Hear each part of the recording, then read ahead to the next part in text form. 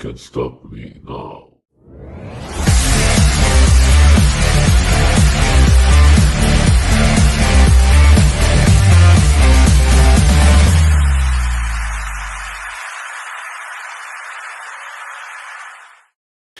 Good evening, social media. How we feeling tonight? Happy Friday. Another week is in the book, and another Friday is here. And don't forget, it is Memorial Day weekend, y'all. Let's represent the red, white, and blue, the USA, baby. Oh, man, this weekend is going to be fun. Tomorrow, we got Saturday night's main event as World Heavyweight Champion Jey Uso defends his title against that bum-ass former YouTuber that wants to be taken seriously as a WWE superstar, that bum-ass Logan Paul. But we got plenty of time to talk about that. For now, do not forget to click the link in the description of this video, as since it is Memorial Day weekend, click on the tab that says True Victory, baby.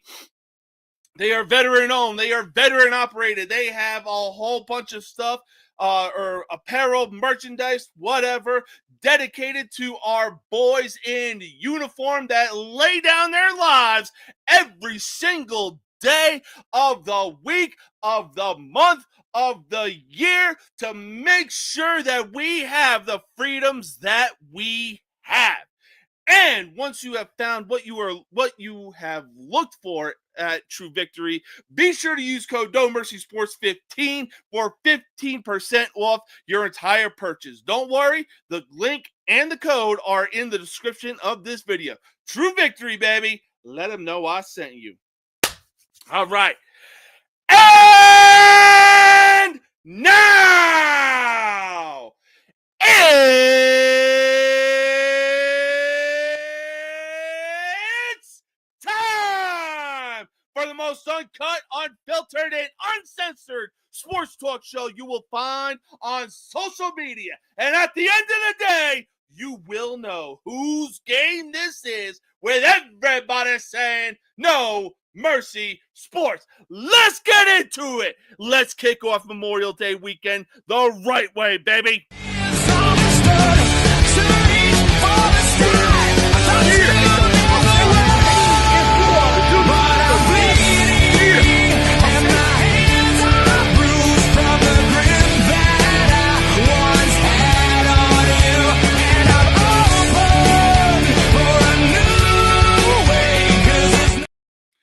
Let me talk to you.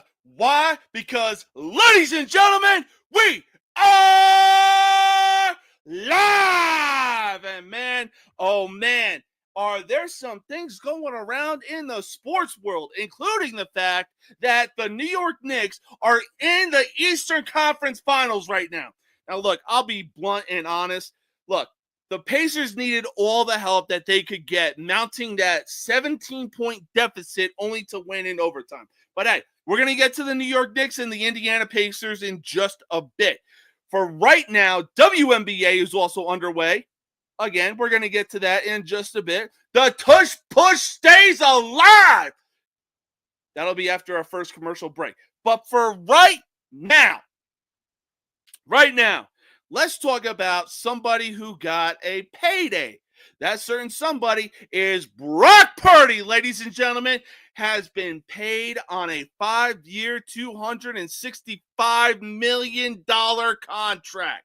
Now, sure, he has helped the 49ers, he has helped delivered the 49ers multiple NFC championships, and on top of that, a Super Bowl appearance. But overall, did Brock Purdy really deserve this type of contract despite being the last pick in the draft? Hell no, he didn't! He did not!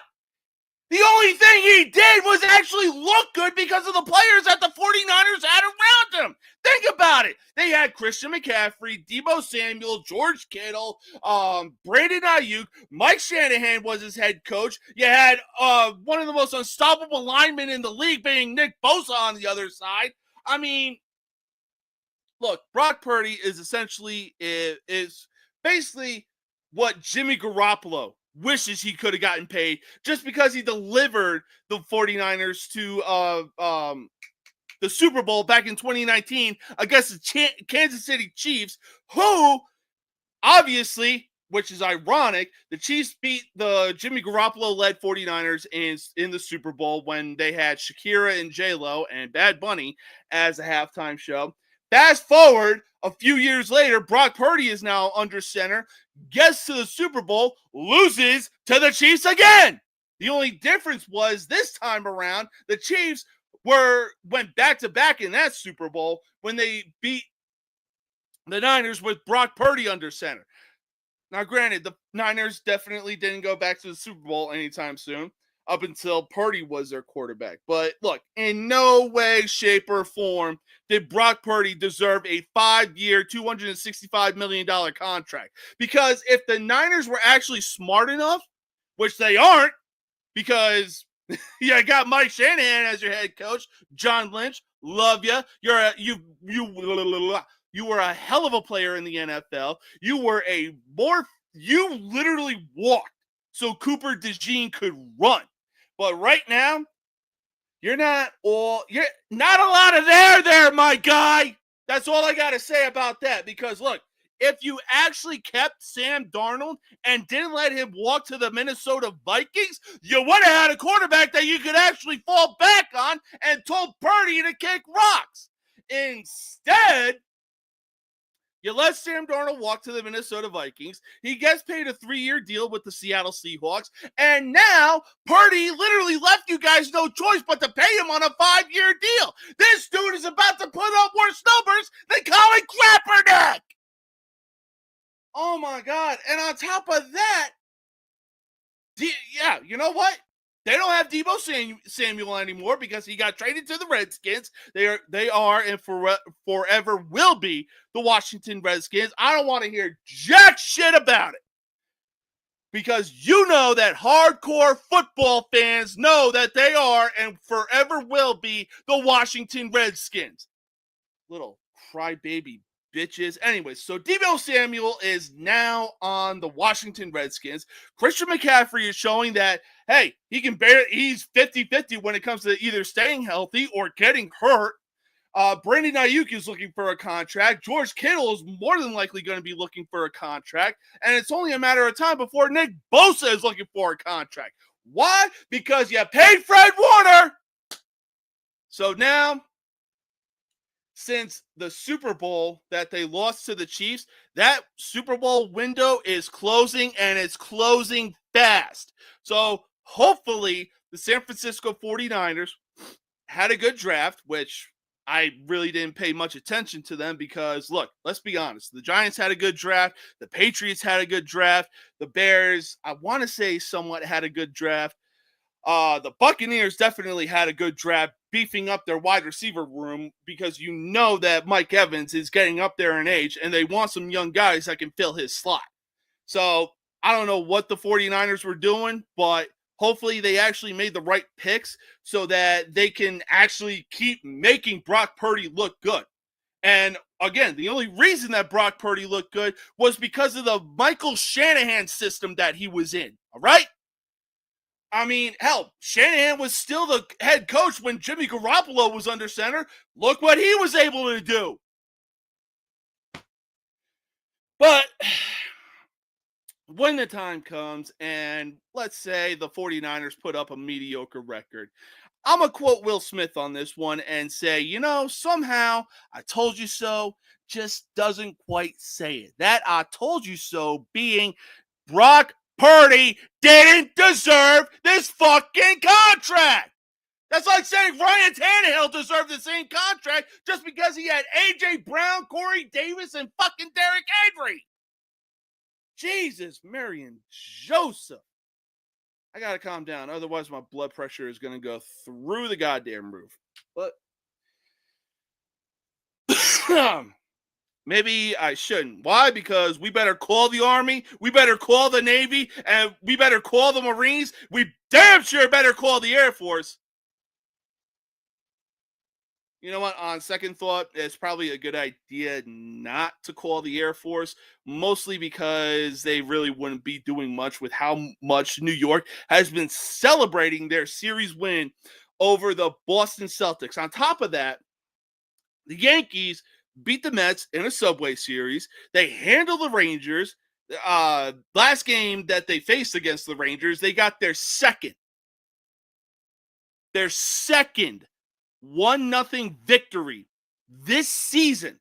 The last time they had a 1-0 victory was back in April against the Tampa Bay Rays, who, by the way, are using the Yankees spring training stadium because their stadium, Tropicana Field, doesn't have a roof over them. Why? Because of the hurricane that went through. And hopefully the money that the Rays are getting, they use that money to invest in a retractable roof. Obviously, that's going to hold up more than what your fucking pathetic ass roof did. In any case, is it possible that if the Knicks actually get their heads out of their asses and start playing the basketball that got them to the Eastern Conference Finals, is it possible we could see both the Yankees and Knicks deliver a championship to New York? Man, I'm going to tell you this right now, right here, right now. I'm going to tell you this. If the Knicks and Yankees deliver New York's, the Yankees would be delivering their first championship since 2009. The Knicks, they would be delivering their first championship since, I want to say, about the 70s. If both New York teams are able to do that, man, oh man, when I tell you, the entire state of New York is going to turn into the purge. That's not a prediction. That is just a fact of life. I'm telling you right now, the Bronx, Brooklyn, Staten Island, Manhattan, and Queens, they're all more than likely getting burned to the ground if New Yorkers are able to witness two New York teams deliver a championship to that, not only to that city, but to that state. And man, imagine what would happen if the Buffalo Bills followed that up with a Super Bowl. It's already crazy enough that Bills fans are insane in a good way. You know, they love to jump through tables they love to jump through tables and all that other stuff. You know, Devon, get the tables.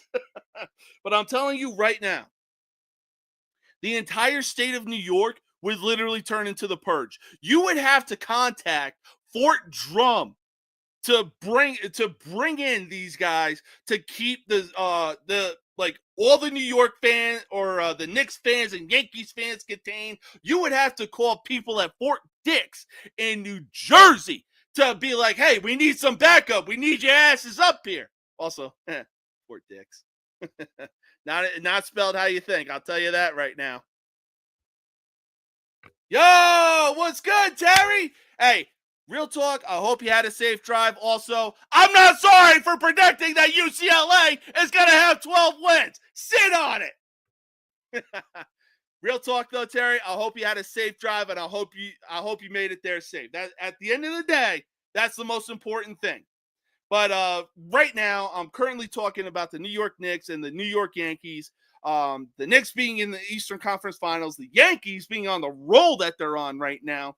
Line them up. The Yankees are knocking them down. And this series is sure to be something easy. Why? Because they are currently playing the Colorado Rockies, who are currently on pace to win 26 games. They're not predicted to win 30. They are predicted on the pace that they're on because they have 8 wins and 42 losses. They are look, the Rockies are on pace to win 26 games.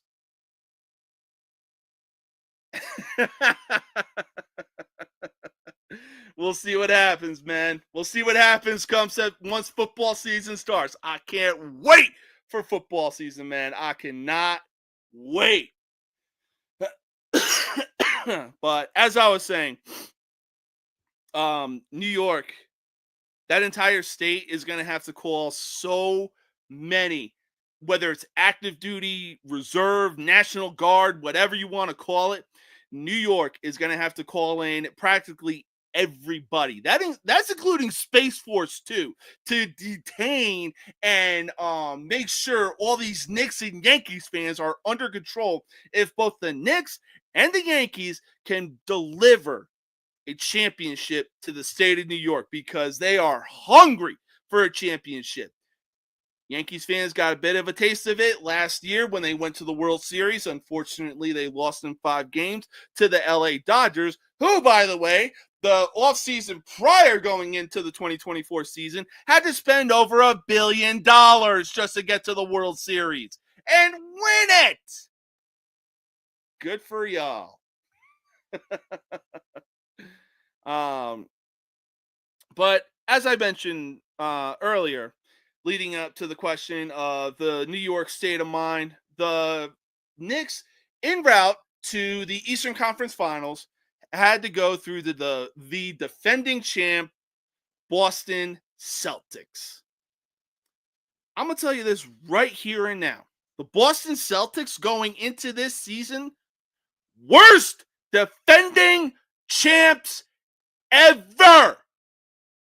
I'm not exaggerating when I say that, because at no point going into this season was I buying into the Celtics. This year? Last year's championship between Boston and Dallas definitely should have gone to the Mavericks. There is no question about it. When the Celtics won that series, not a single fiber in my being told me they were going to repeat. Not to mention, they had no hype whatsoever. They had no swag whatsoever. They had nothing whatsoever. The Celtics going into this season sucked. Now, yeah, they had the second best record in the East. Whoop-de-doo. And obviously the Cavs had the best record in the East. But it's not about how you start. It's about how you fucking finish. Now, I will say this, though. Thoughts and prayers to Jayson Tatum, especially with the fact that he is going to be out all of next season, because I believe he ruptured his Achilles or tore his Achilles. He's on an Achilles injury that is going to keep him out all of next season, unfortunately, and his next return won't be until the 2027-2028 season. So thoughts and prayers out to Jayson Tatum. Hope you have a speedy recovery, my guy. Anybody who, is actually glad that the Knicks advanced because of Jayson Tatum's injury, there's a special place in hell for you. It's like God said on Family Guy, straight to hell. Matter of fact, straight to the boiler room. You can join Freddy Krueger in there.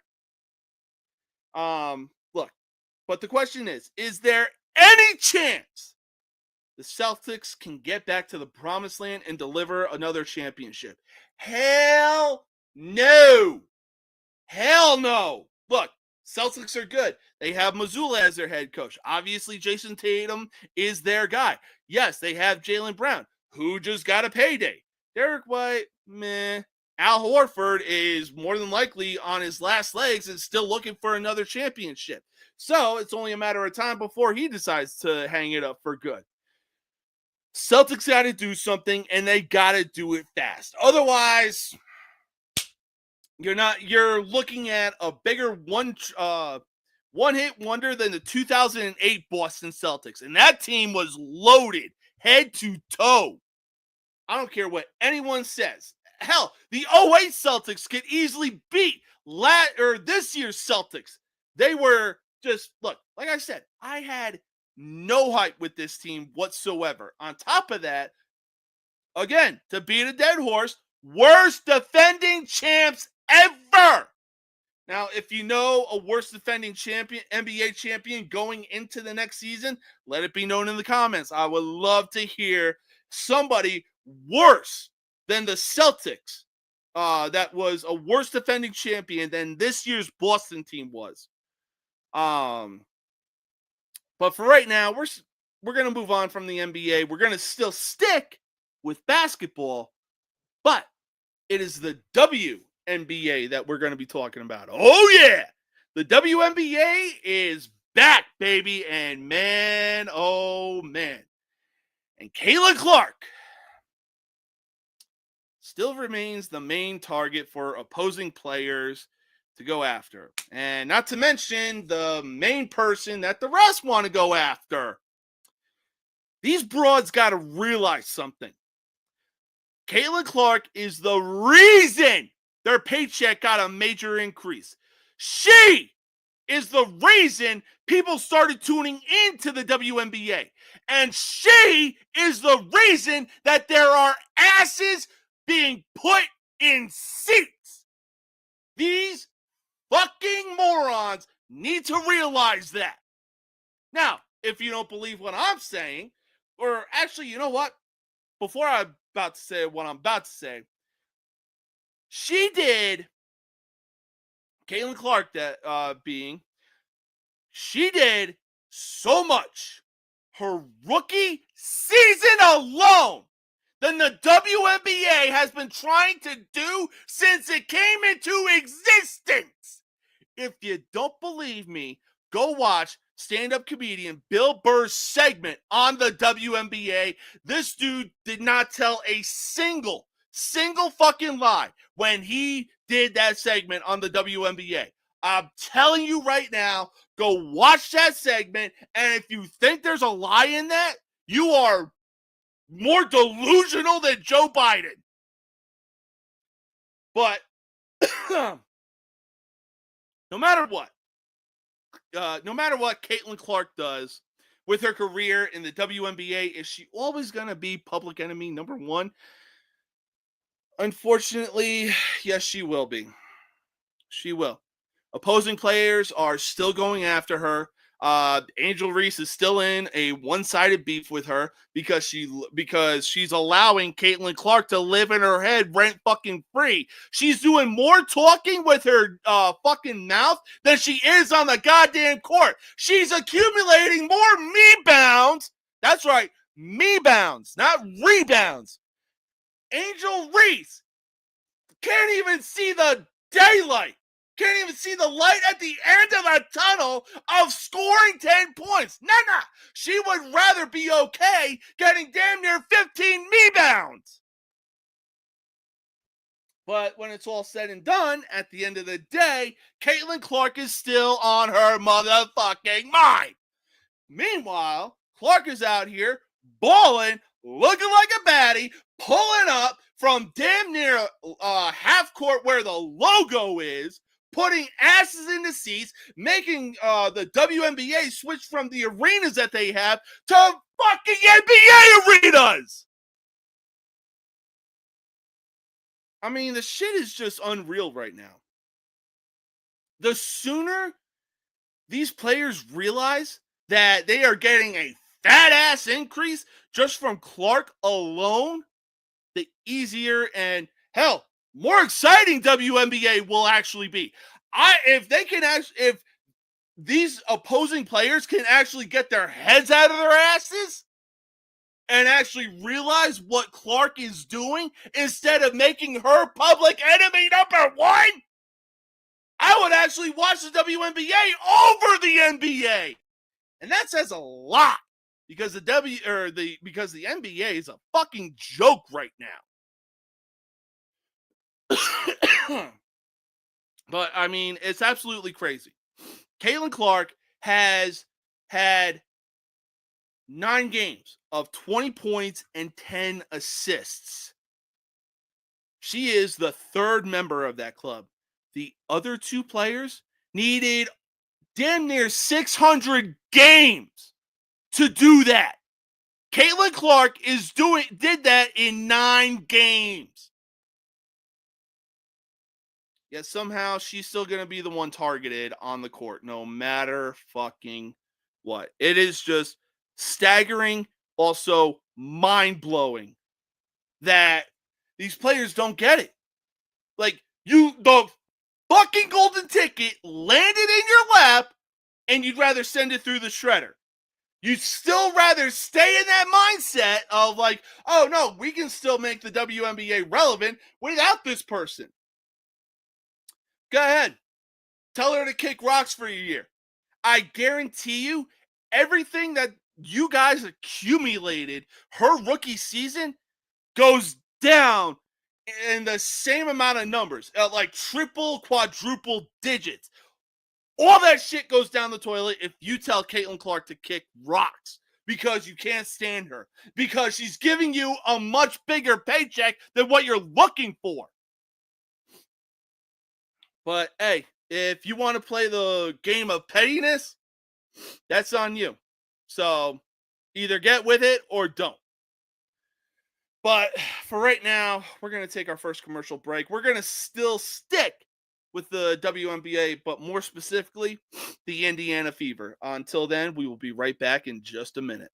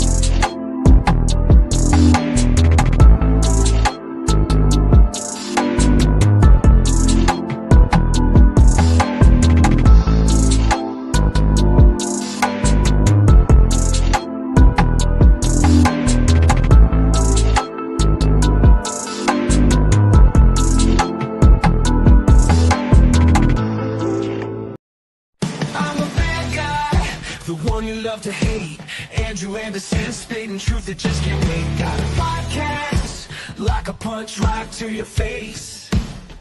College sports villain taking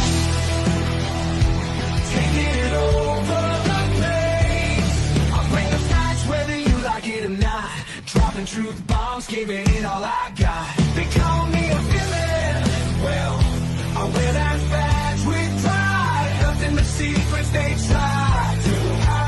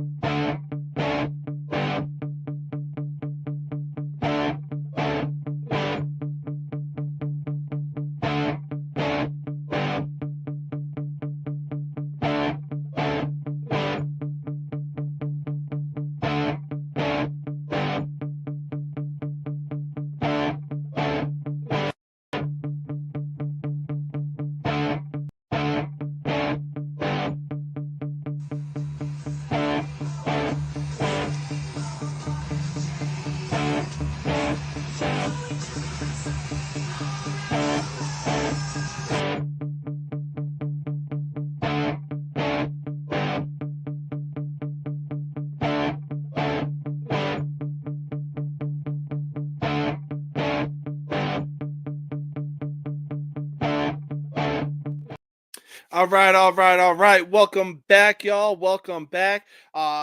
look, it is another glorious Friday evening right now. There is so much going on in the world of sports. We got game 2 of the Eastern Conference Finals on between the Indiana Pacers and the New York Knicks. We got game 2 of the Western Conference Finals, NHL Stanley Cup playoffs between the Edmonton Oilers and the Dallas Stars. We got the Chicago Cubs playing the Arizona Diamondbacks. The New York Yankees are currently up 1-0 on the Colorado Rockies. That's no surprise, but that's neither here nor there. Anyways, we're still going to stick. Anyways, we're still sticking with the WNBA. Right? Oof. Sorry, that Red Baron pizza I had for dinner is really starting to play catch up. Anyways, we're going to stick with the WNBA right now. Now, look, but more specifically, we're going to be going to the Indiana Fever. Why? Because it may have taken them some time to get some traction under their feet last season, but once they found it, they did not look back, and man, oh man, did they put the league on notice. Now, it's pretty safe to say that they are going to be dangerous for years to come. Hell, Caitlin Clark only needed 9 games to hit and average the 2010 mark. Like I said, 2 other players needed almost 600 games to average those kind of numbers. She's doing this in fucking 9 games this season. And now, with the Indiana Fever having some help, with the Fever putting some help around Caitlin Clark, is Indiana winning the championship this year? I'm going to tell you what, and I'm going to be real with this. Yes, they are. I could very well see the Indiana Fever winning the WNBA championship this year. Look, Asia, you a baddie. You good. But I'm still on the Caitlin Clark hype train, all right? What she's been doing for the WNBA really speaks volumes. But, sorry, I'm trying to go over in my head if there's like a Eastern, Western Conference for the WNBA. Actually, you know what? Let me take a look on the ESPN app. I'd rather be safe than sorry instead of like talking about stuff and I'm saying the wrong thing. You know what I'm saying? All right, let's see here. Standings. Okay, no, so it's just it's just one standing of the WNBA. Now, honestly, if it happens, I believe Asia Wilson plays for Las Vegas, the Las Vegas Aces.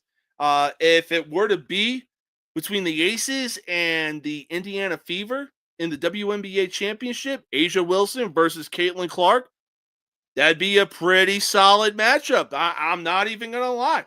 I would even tune in for that kind of matchup because that is like Evander Holyfield versus Mike Tyson. That's like, hell, that's like if Mike Tyson were to go up against Muhammad Ali.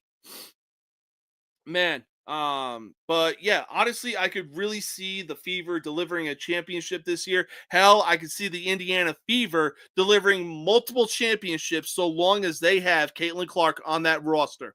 And man, oh man, if they do win a championship and if the Pacers don't make it to the NBA Finals, at least Indiana gets a consolation prize. Just saying, Indiana. But we'll see how things turn out in the Eastern Conference Finals between the Pacers and the Knicks. But for right now, like I said, I'm dying on the hill that the Indiana Fever are going to win the WNBA championship this year. On top of that, they could deliver multiple championships to Indiana. There is not a shadow of a doubt in my mind that happens. But let's go ahead and move on from the WNBA to the NFL.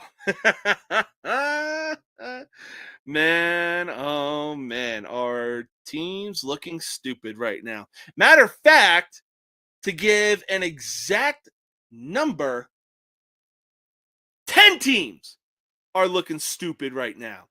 the tush push, the brotherly shove, whatever you want to call it, will continue to live on in the NFL as the final vote of trying to ban it, make sure it ceases to exist in the NFL. The final vote between 32 teams was 22-10. And I guarantee you the Green Bay Packers were one of those teams of the 10 people that voted to ban it. Now, you would have thought that with so many teams complaining about the tush push, it would have been unanimous to ban it. But since the final vote was 22-10, is straight insanity. Now, here's a thought for those 10 teams that tried to ban it. If you can't stop it, why not try to find a way to perfect it in your own right? The Eagles have a center. They have the offensive line. They have a quarterback that can damn near squat 700 pounds. They have a running back that can squat damn near 700 pounds.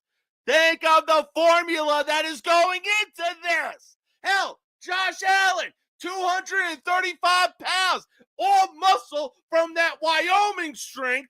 That dude alone is carrying his own version of the tush push.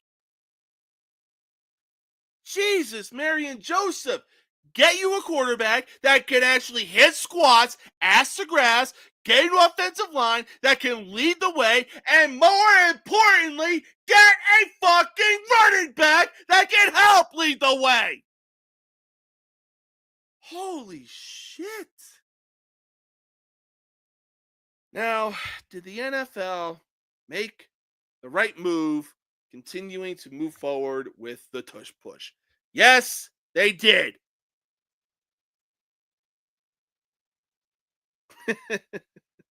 What, insanity that, oh my God, 10 teams can't figure out a way to stop the tush push. The Buccaneers found out a way. They're still going to be finding out a way to stop the tush push if their undrafted free agent from Florida is able to make weight. That's a deadly line with him on the line and Vita Vea. But also, what up, dude? If you think what I'm talking about right now is insanity, wait till we get to the baseball rankings, because that is some insane shit right there.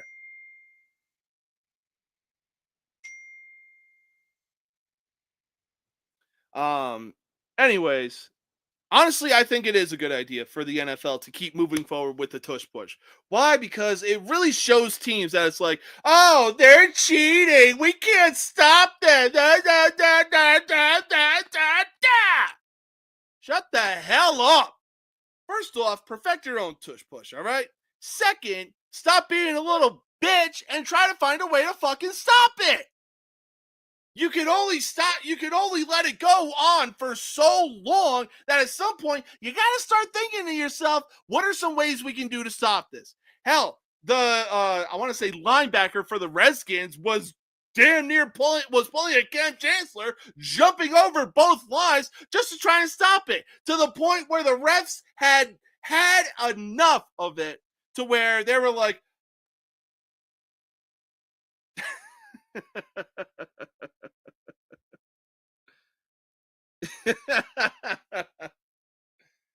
hey, read the name of the show, my guy. Look, these 10 teams deserve no mercy because they're bitching and moaning that they can't stop the tush push. Like, yo, you hate it so bad, come up with your own way to figure it out. Holy shit, it's not that hard.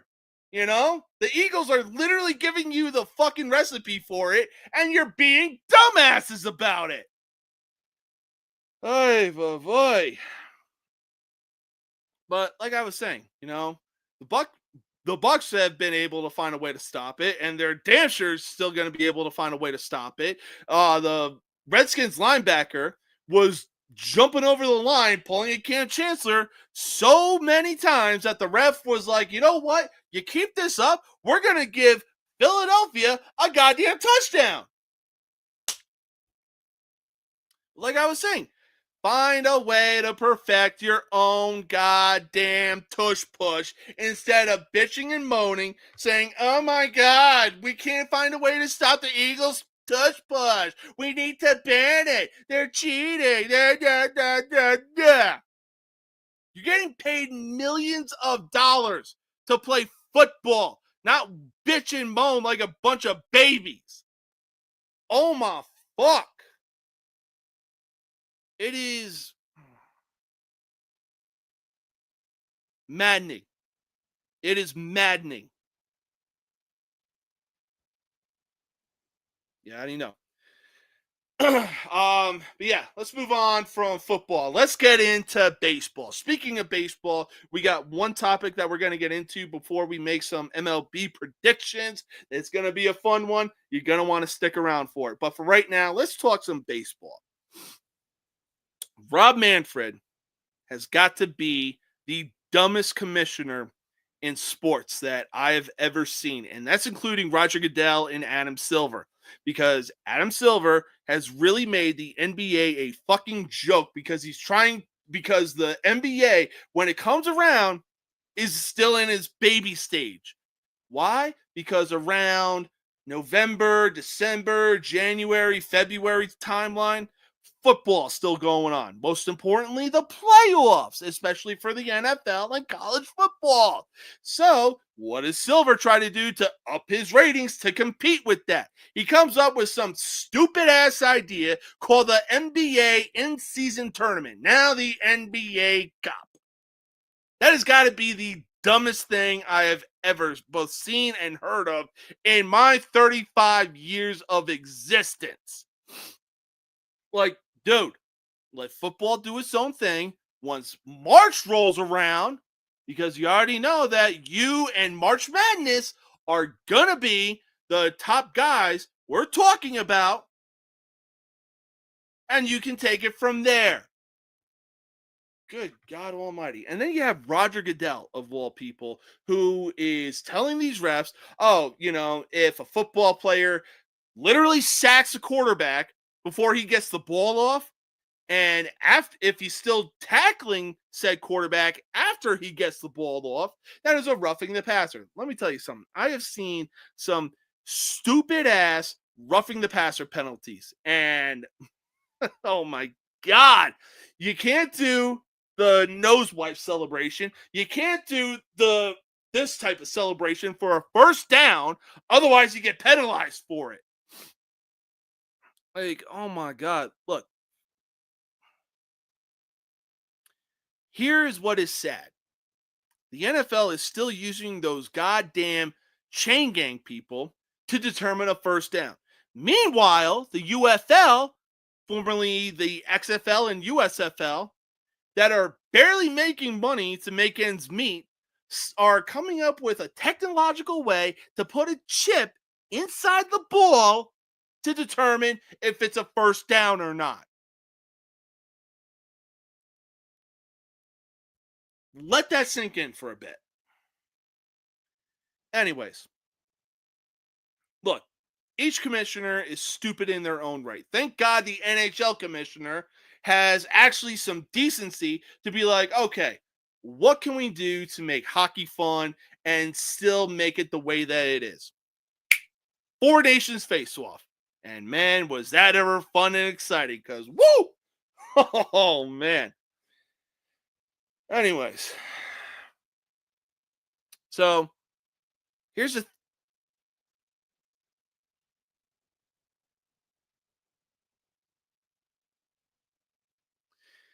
thing, though, about the MLB. It really took Pete Rose to pass away, get a pardon from Donald Trump, and for the MLB to dump Bally Sports and team up with FanDuel to be like, you know what? Let's take Pete Rose and Shoeless Joe Jackson off of our ban list because they saw a lifetime, and make sure that they're eligible for the Hall of Fame. Actually, you know what? Shoeless Joe Jackson already saw more than a lifetime. This dude saw multiple lifetimes.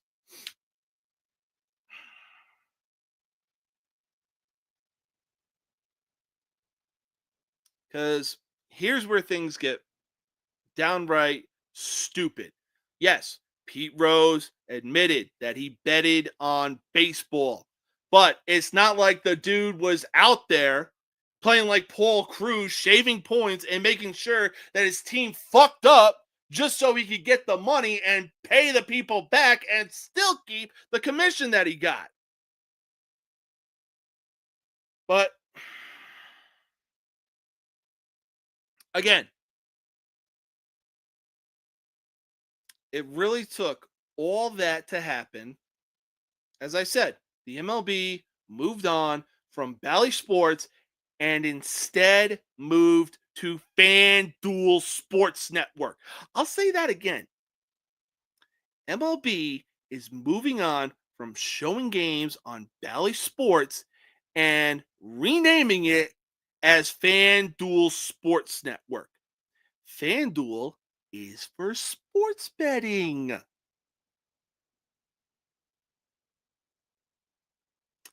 Is this a good look for Rob Manfred and Major League Baseball?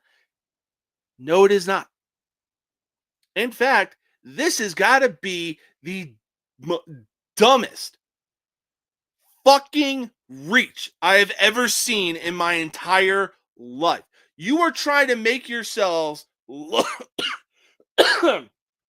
Y'all are really trying to make yourselves look good and be like, hey, look what we did. We partnered with a sports betting company and then decided to take Pete Rose off the ban list to make sure that he's eligible for the Hall of Fame, despite the fact that he's been dead for the last 4 years.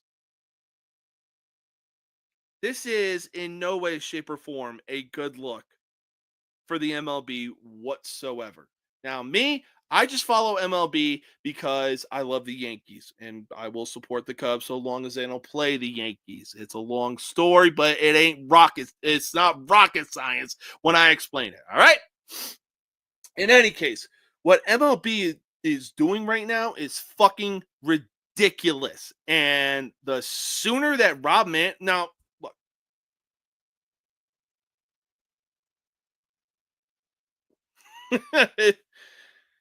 It's wild.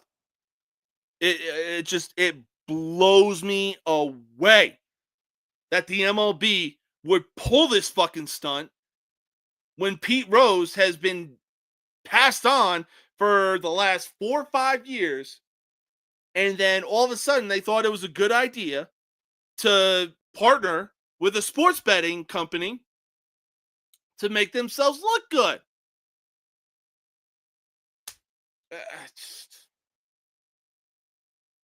I don't get it. I really don't. But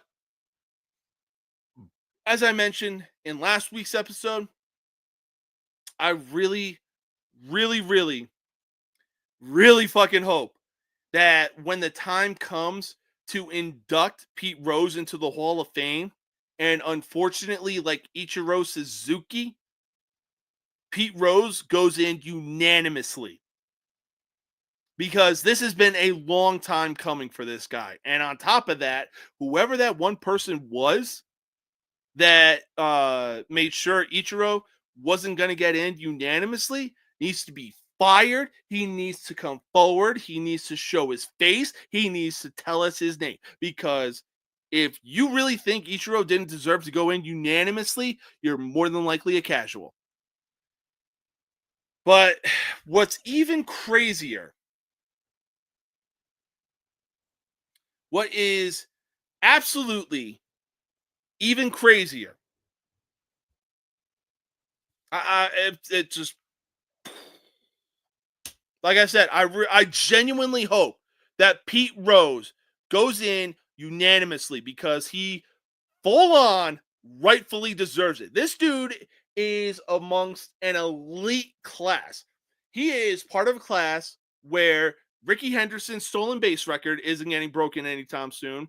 I'm pretty sure Cal Ripken's consecutive games played record isn't getting broken anytime soon. And on top of that, Pete Rose is the hit king, and his record ain't getting broken anytime soon. The dude literally explained, like, yo, if you want to be a part of a certain elite company, fucking play. Don't be sitting out because you think, oh, I'm tired from last night's game, da-da-da-da-da. No, go out there and fucking play. You got paid the money, now fucking act like it. Or play like it. But just when I thought MLB couldn't get any crazier, and just when I thought that going into this week, the power rankings weren't going to get any crazier than they are, they did. I'm going to break it down for the 1 through 5 spot, because this is literally how MLB had the power rankings to go. The Dodgers, who got swept last weekend by their supposed rival, the LA Angels, still got the number 1 spot. Glazing the Dodgers much? The Tigers, who going into this week had and still have the best record in the league, were in the 2 spot. The Mets, who lost the Subway Series to the Yankees, got the 3 spot. The Padres, who got swept by the Mariners, are in the 4 spot. And the Yankees, who took the Subway Series from the Mets,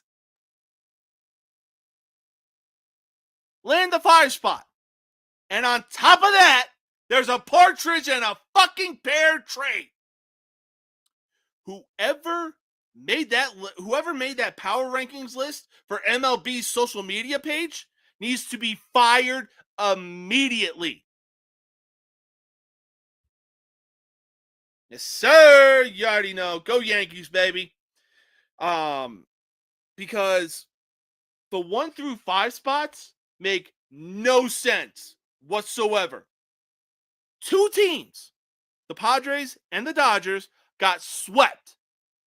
But somehow they're ahead of the Yankees and the Padres. That makes no sense whatsoever. The Mets lost their Subway Series to the Yankees, but they're in the 3 spot ahead of the Yankees. Makes no sense whatsoever. The Tigers have the best record in the league, but they're in the 2 spot. Makes no sense whatsoever. But people on social media want to say, oh, this list makes sense because the Dodgers are still a good team. They're going to go back to the World Series. They're going to repeat. They're going to do this. The Mets have Juan Soto. They paid him 15 years. He's only in the first year of the 15-year contract. The Padres are still good. They're looking like the 1998 Padres. They could beat the Dodgers en route to the World Series.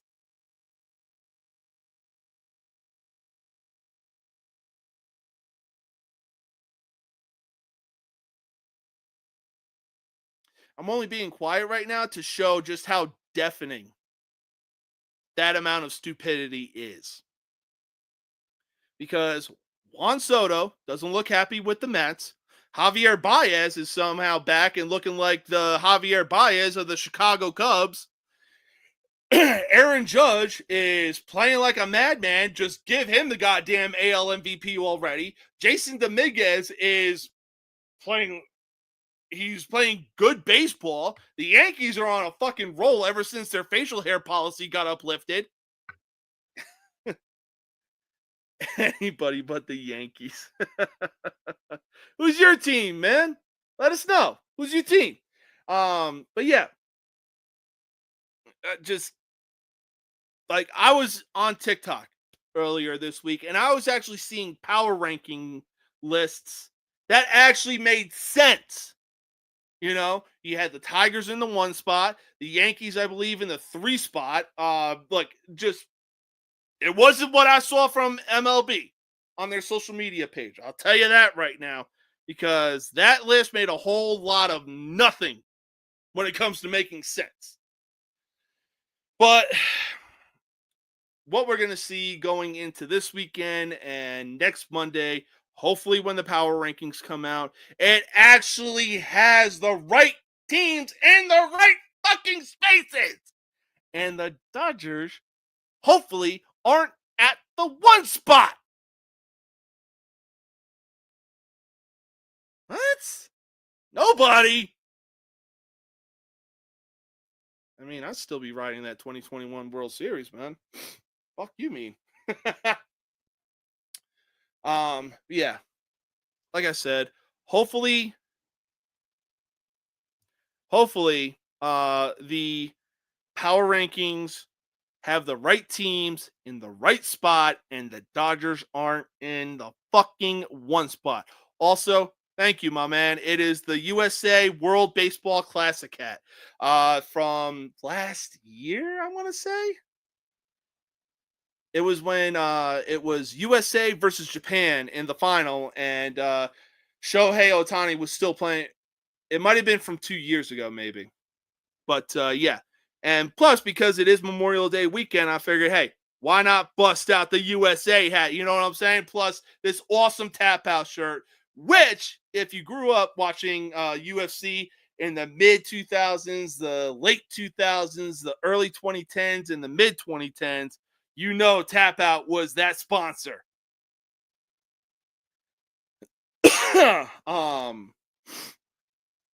But we'll see what happens when we go from there. But for right now, we are going to take our final commercial break. And man, oh man, before we get into some MLB predictions, I got a top 5 list ready on standby. It's going to be an awesome one. You're not going to want to miss it. We'll be back in just a sec.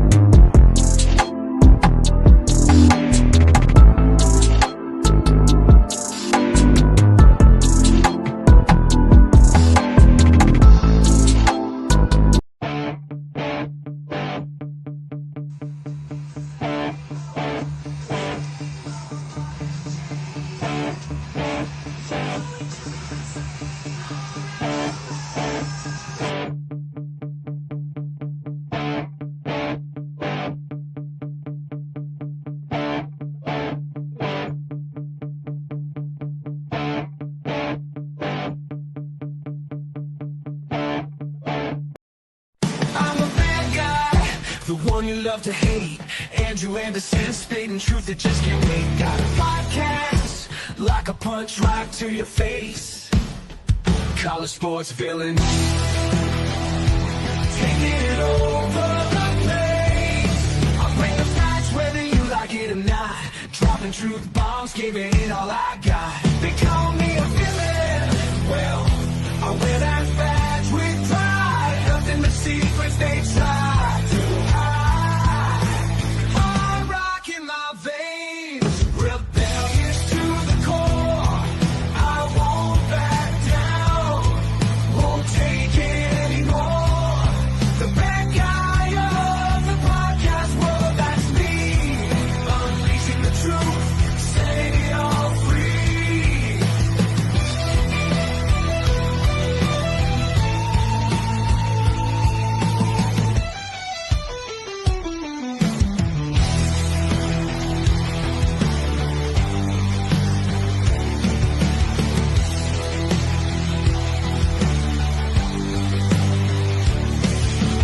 Unleashing the truth.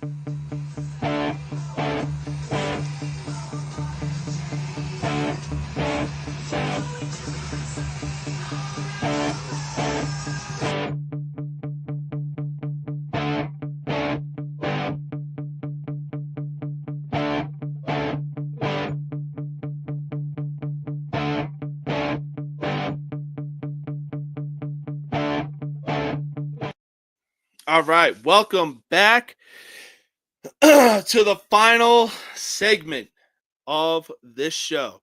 Now, usually I close this show on some MLB predictions, but then it started to dawn on me. You know what? We got the Stanley Cup playoffs going on right now. We got the NBA playoffs going on right now. Last few shows I've been on of the Villains podcast every Thursday night at 8:30 p.m. Eastern Standard Time. Be sure to check them out. I'm a part of the show. We always have some fun and always have a good time. Doing the things that we do on that show really kind of got the wheels turning in my head. There's a lot of things that happen in sports. Why not make a top 5 list of certain things that have happened in sports or have to do with sports? And like I said, with the NHL Stanley Cup playoffs on and the conference finals, of the NBA on, hey, why not make a top 5 list of playoff atmospheres across the board of sports? You know, college, profession, or college baseball, college football, MLB, hockey. The list goes on and on. So, like I said, I made a top 5 list of playoff atmospheres. Why? Because when it comes time to those playoffs for certain sports, playoff atmosphere is on a level of its own that cannot be touched. It's like Korn frontman Jonathan Davis said when Korn was the final act in 1999 Woodstock, when that crowd erupted when their first song of the set was playing Blind. Jonathan Davis himself said that while he was headbanging, once the beat dropped after "Are you ready?" he's looking over to the crowd and it is just waves. And he said there is not a drug, there is not a substance, there is nothing on this planet that'll give you that high when you have the crowd in the palm of your hand. And that's what the playoffs do. That just whether you got the entire crowd in the palm of your hand. And man, oh man, look, there is seriously nothing like it. But let's get this list started. At the number 5 spot, I'm going with the NFL playoffs, whether it is a wild card game, divisional, conference championship, or even the Super Bowl. Look, we can all agree that we hate the Chiefs, especially after the last few seasons that we have had, or after the last few seasons that they have had. Let me correct myself on that one. We can all agree that we hate the Chiefs just because of the last few seasons the Chiefs have had, and the refs have literally had to bail them out. But when you go into Arrowhead, it is one of the loudest stadiums in the NFL. And I'm pretty sure they have a record in the Guinness Book of World Records to prove that as being the loudest stadium in the NFL. Hell, let's go to Washington State. Let's talk about the Seattle Seahawks. They, I'm pretty sure, have a spot in the Guinness Book of World Records as the loudest stadium in the NFL. Look, matter of fact, let's go back to, I want to say 2010. The Saints are coming off, I want to say, or was it 2000? It was between 2007 and 2010. Somewhere in that area. The Saints were in the playoffs, and they go into Seattle. This is when Beastquake happened. Like, the Seattle crowd was dead quiet. I'm talking, you could hear a pin drop when the Seahawks had the ball. When Marshawn broke free, and this dude was just pushing players off of him. I still remember where I was. I was in an Outback Steakhouse in Illinois, literally screaming at the TV, saying, "Tackle him." But Marshawn was just on a whole different level. That crowd erupted so loud, they literally had a mini earthquake, or as it likes to be called, Beastquake. Marshawn had that crowd in the palm of his hand on that one run alone. But yeah, on top of that, hell, let's go to Soldier Field. The Chicago Bears. Look, they really haven't had much to root for these days, especially with the fact that their fucking front office needs to be studied like a motherfucker. Yeah. But you go back to 2006 when they made the Super Bowl. Woo! It was loud. It was rowdy. It was rocking in Soldier Field. Most recently, let's look at Detroit. They come off a decent season. They go 15-2, riddled with injuries. They go into the playoffs. Man, it's been a long time since Detroit fans have actually had something to root for. Or I should say, it's been a long time since Detroit Lion fans have actually had something to root for in the last, let's say, 25 years. And it's like Eminem said, the Detroit Lions have been on the shit end of the stick as far as bad punchlines and just devastating seasons go. Don't believe me? 2008, 0-16. Who else?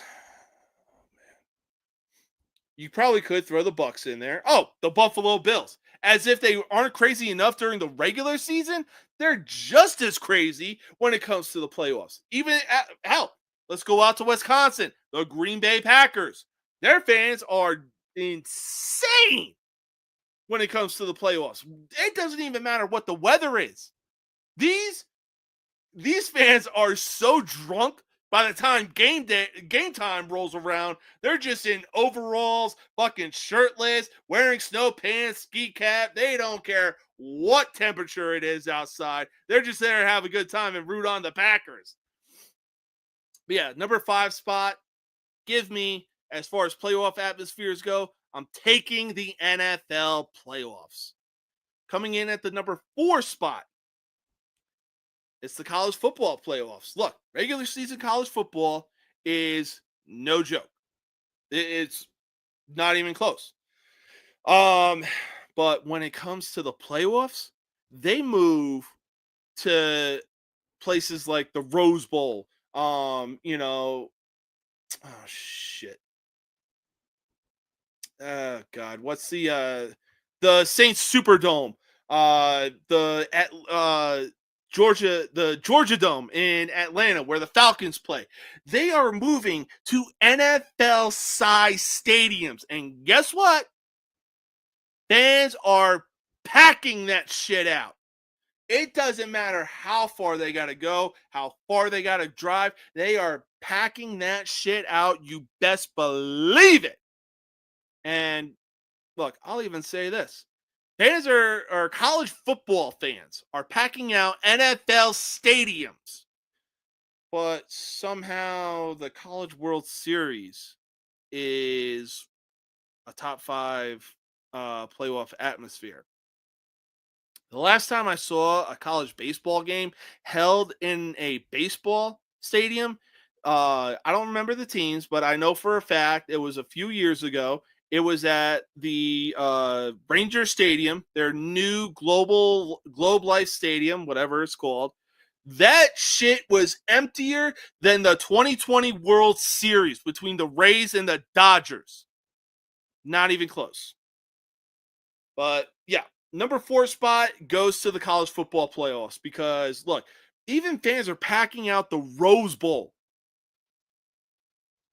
And again, when it comes to NFL stadiums, they are packing that shit out. Now, yeah, maybe they're playing at, anyways, or maybe it's SEC teams playing in the Saints Superdome or the Georgia Dome or wherever. Look, they could go to Houston for all I care, where the Texans play. They're still going to pack that out. There are going to be asses into seats on that shit. The fuck out of here. Anyways, number 3, I'm sticking with college and I'm going with March Madness. There is nothing like March Madness when March rolls around, because I'll tell you what, that tournament is such a high because you get to see some insane upsets. You get to see double-digit seeds just come out of nowhere.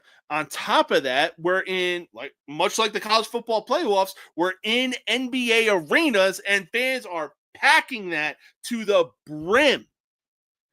And look, college basketball, is already good on its own. But when you throw March Madness into it, there is nothing, and I mean nothing like it. So that's why it gets the number 3 spot on my list. Number 2 spot. For me, it has got to be the Stanley Cup playoffs. Look, I've wanted to get into hockey for so damn long, and I'm glad I'm into hockey. I'm not going to deny that. But one thing I'm also not going to deny is I became a Blackhawks fan in 2010. Why? Because the Blackhawks made the playoffs. The Blackhawks were the home team. And I was living in Chicago at the time, and the Blackhawks were the home team. So why the fuck not cheer for the Blackhawks? Look,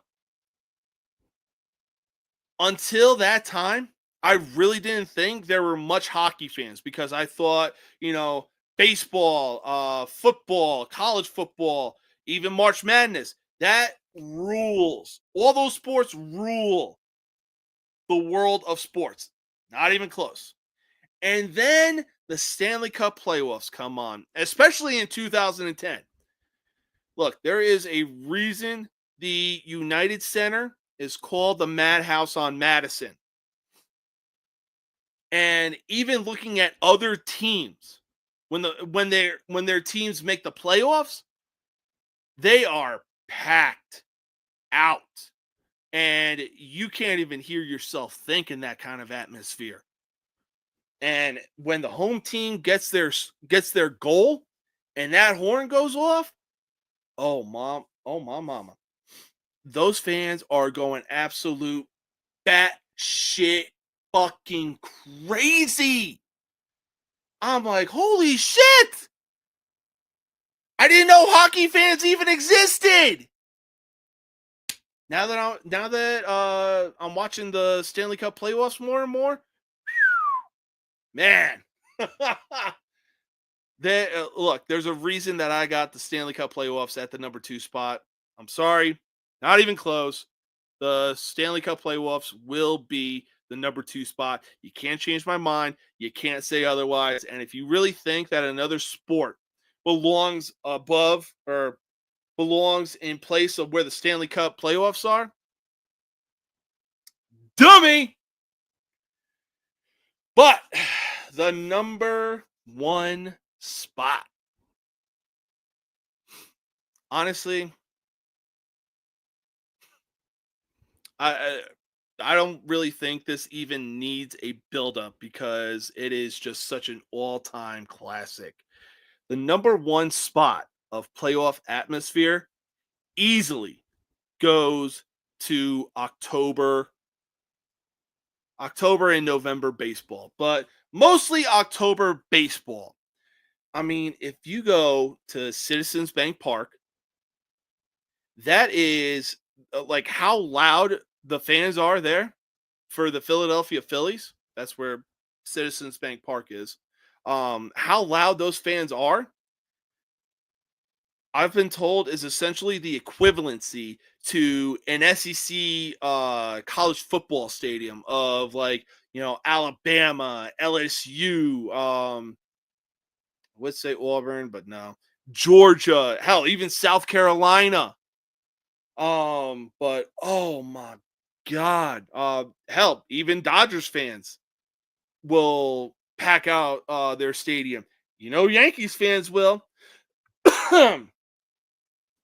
I've seen Twins fans actually pack out their stadium, but that atmosphere is pretty dead. Chicago Cubs. They've been to the playoffs a time or two in the last 10 years. There's nothing like October baseball in Chicago, baby. I'm telling you that right now. I have seen it. I have witnessed it. And those are some diehard fucking fans. Hell, let's go up north from Chicago. The Milwaukee Brewers. They got a good atmosphere going. Hell, even the Arizona Diamondbacks. Man, I thought their fan base had been dead for quite a while, but up until no, they had the wild card spot in 2017, but their run in 2023, man, they had such an insane crowd. So, yeah, number one, I got to give it to October baseball. It's not even close. There's just something so magical about October baseball that it is just such a thing of beauty. You cannot help but hit the Tommy DeVito. How you doing?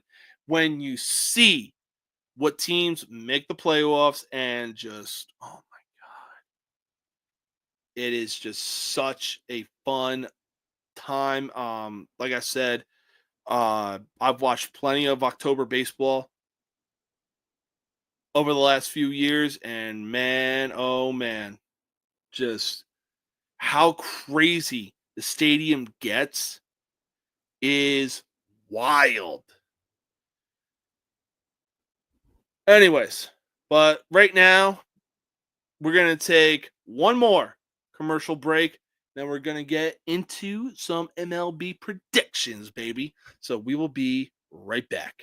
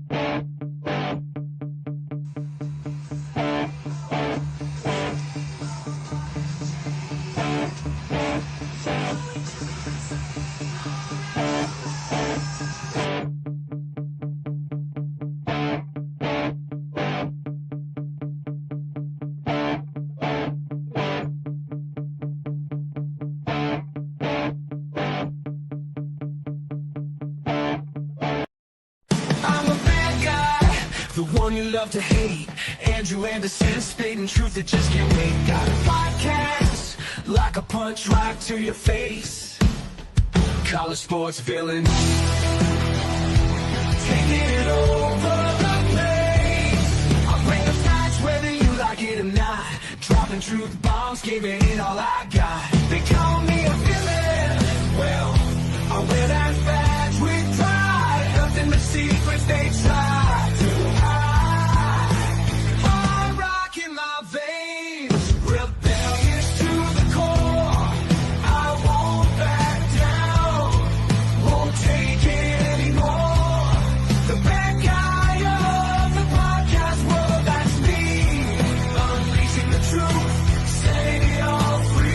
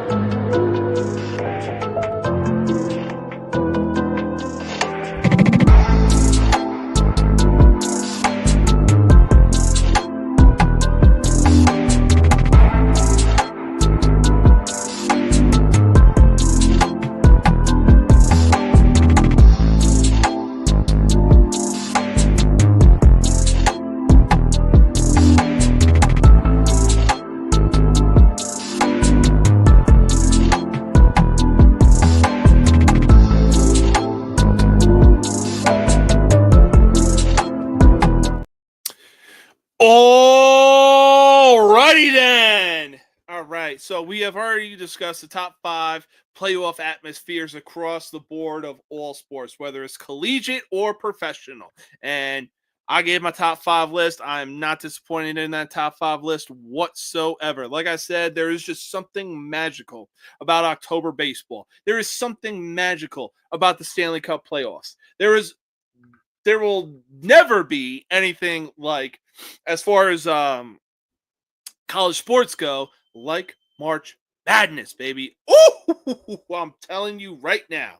And then for the 4 and 5 spot, I am not disappointed whatsoever. Hang on. Oh, false alarm. Like I said, for the 4 and 5 spot, I am not disappointed whatsoever. Given the 4 spot to the college football playoffs and given the 5 spot to the NFL playoffs.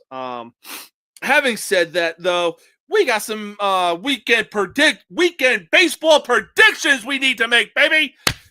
Without further ado, let's get into it. Getting things started, we got the Kansas City Royals going into Minnesota as they take on the Twins. Now, right now, I don't really see anybody in the AL Central catching the Detroit Tigers anytime soon. There is a lot of baseball left to be played. Don't get me wrong about that. But the way that the Tigers are playing, the way that Baez is playing, this could be a very dangerous team going into the postseason if they keep up this kind of momentum. Look, second place is obviously the Cleveland Indians. So yeah, this is definitely a fight for third place in the AL Central between the Royals and the Twins. Honestly, though, I'm going to have to go with the Royals.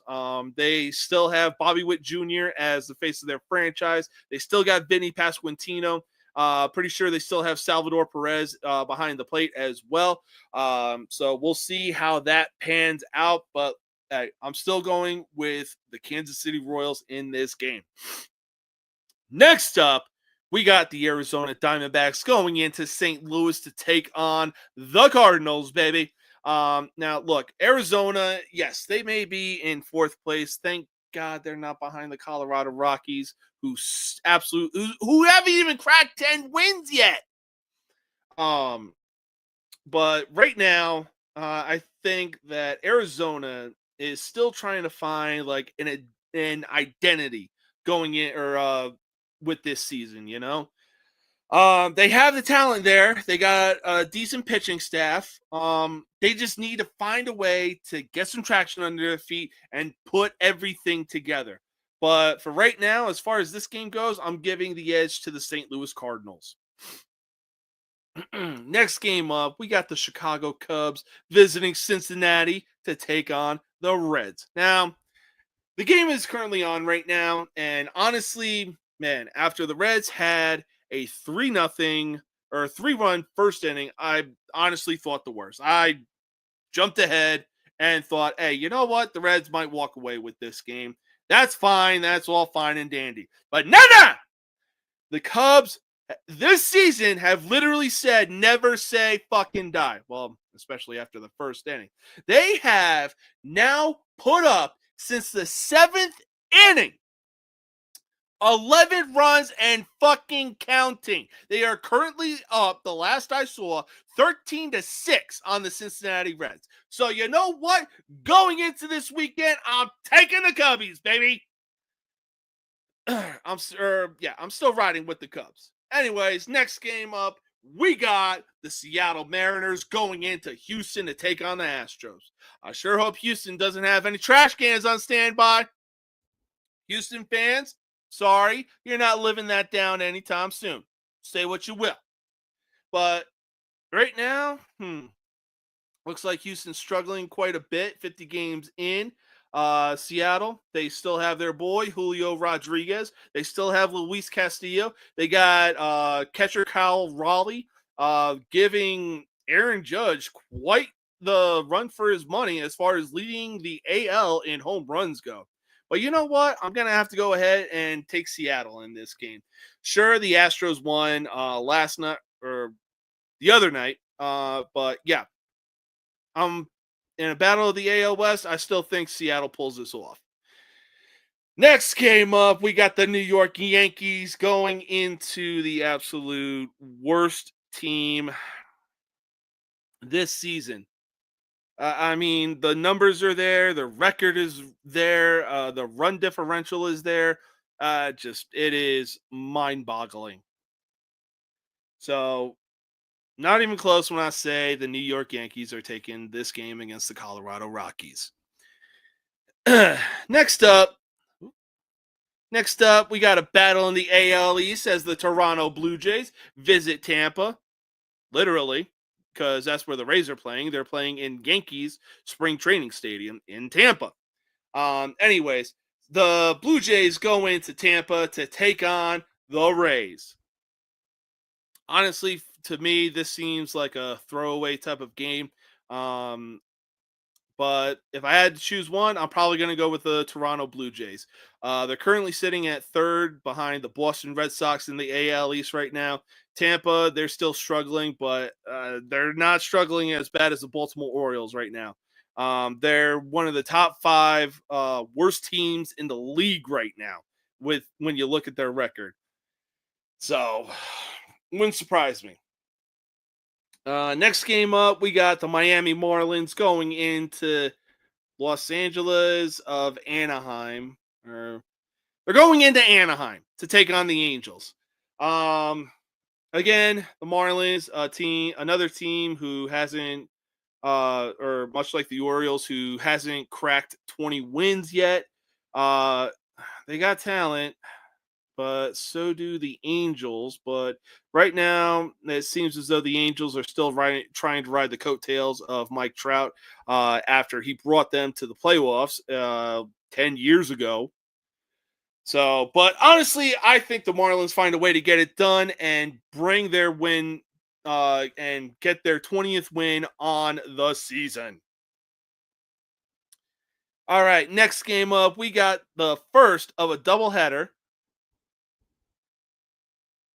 Sorry, I had to fart. Anyways, we got the first of a doubleheader, which is a makeup game from May 23rd as the Orioles head into Boston, or Fenway, I should say, to take on the Red Sox. Honestly, look, like I said, the Orioles are top five worst team in the league right now.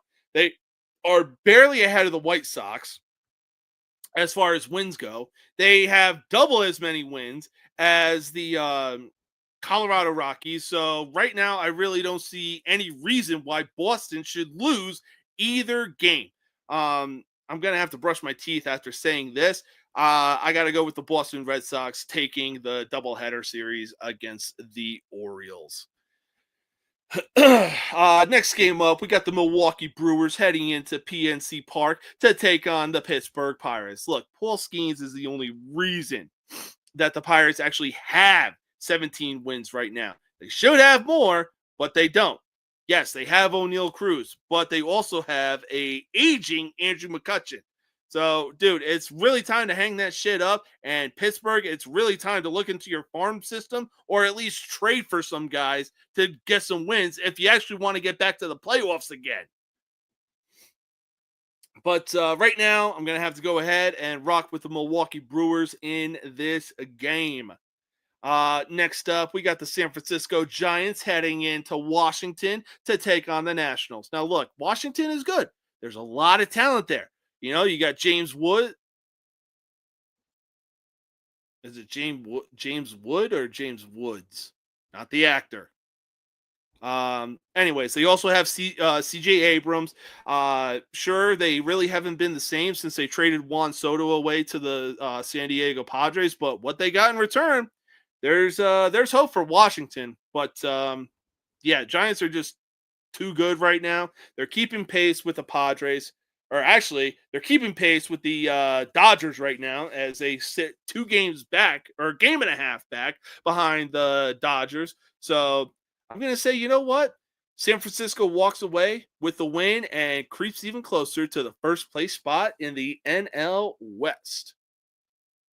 Next up, we got the San Diego Padres going into Atlanta. Ronald Acuna Jr. just came back today, led off with a home run in his first game back at the first pitch he saw. Braves might be going on a bit of a streak here now that their MVP is back. And yeah, but San Diego does have the talent. Unfortunately for them, they've been losing some games. Once when we thought, you know, hey, they're off to their best 16, 17 game start. Since then, they have gone 14 and 18 since then. The Braves were off to a 0-7 start. Since then, they have gone 24 and 19. It's crazy how things pan out. But you know what? With Ronald Acuna Jr. back, I'm going to take the Braves in this game. All right. After that, we got the Texas Rangers going into Guaranteed Rate Field, whatever the fuck you want to call it. Look, I call it Comiskey Park. It'll forever be Comiskey Park. All right? White Sox are the second worst team in the league right now. They sit just 7 games above the Colorado Rockies. And look, they got to find something to do. Otherwise, they're going to continue going down the shitter. But ultimately, I'm still taking the Texas Rangers in this game. Game 2 of the Royals Red Sox, I already said that the Red Sox take both games in this doubleheader. All right, next game up on Fox. Anyways, next game up on Fox, we got a battle of the AL Central as the Cleveland Indians come to visit the Detroit Tigers in Comerica Park. Now, Detroit looks like they still have the best record in the league right now, sitting at 33 and 19. But You know what? I think that trend continues, and Detroit still pushes themselves further away and sits comfortably in that first place spot in the AL Central, and on top of that, sits comfortably atop of the MLB, having the best record in the league. Next up, the World Series defending champions go into Citi Field to take on the New York Mets in a rematch of the last year's NLCS. I don't know what Juan Soto has been doing, but it seems as though since his trip to the Bronx, when it was the Mets Yankees for the Subway Series, he hasn't really been the same. On top of that, when the Mets went to go visit the Boston Red Sox, their manager had some pretty decent criticism to Juan Soto, saying that he's not hustling out of the box every time he makes contact with the ball. Well, I agree to that. But at the same time, you're the dumbasses that gave this dude a 15-year, $765 million contract. Defense and hustle sold separately if you want that package deal. But, yeah. Again, all in all, I'm going with the LA Dodgers. Last game, the Philadelphia Phillies head into the Sacramento River Cats minor league stadium to take on the Oakland Athletics. Why? Because their owner is a dumb piece of shit. Anyways, Philly gets this win without even breaking a sweat. Look, the A's may have 22 wins right now. Maybe moving from Oakland to Las Vegas lit a fire in the Athletics and especially their roster. But who knows? Hopefully that when the time comes, when they fully move to Las Vegas, they can actually find something to be like, hey, you shouldn't have moved us. You deserve to get your ass kicked out of here. We should just move back to Oakland.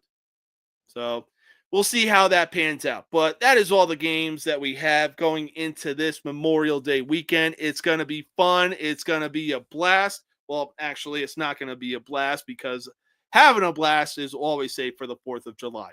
As far as Memorial Day weekend goes, have fun. Know your limits, but most importantly, have some fun. All right? And look, again, don't forget why you're celebrating Memorial Day weekend. Look, I've put on the uniform twice, and I am damn proud to have served my country twice. And I'm not ashamed of it. So, but hey, again, have fun. Know your limits. Aside from that, tomorrow, WWE's Saturday night main event starting at 7 p.m. Eastern Standard Time. I will be doing a live stream. I'm pretty sure the 2 championship matchups are John Cena defending the WWE Championship against R-Truth and World Heavyweight Champion Jey Uso, yeet, defends his title against that bum-ass former YouTuber Logan Paul. That is all the time that we have today. I look forward to seeing y'all tomorrow night for Saturday's main event. Hope y'all are there to enjoy. Look, I learned my lesson from the last time I did a UFC live stream. The camera will be on me, but I will make sure that the volume is turned up to a good, decent area to where y'all can tune in and also listen to what is going on. Until then, peace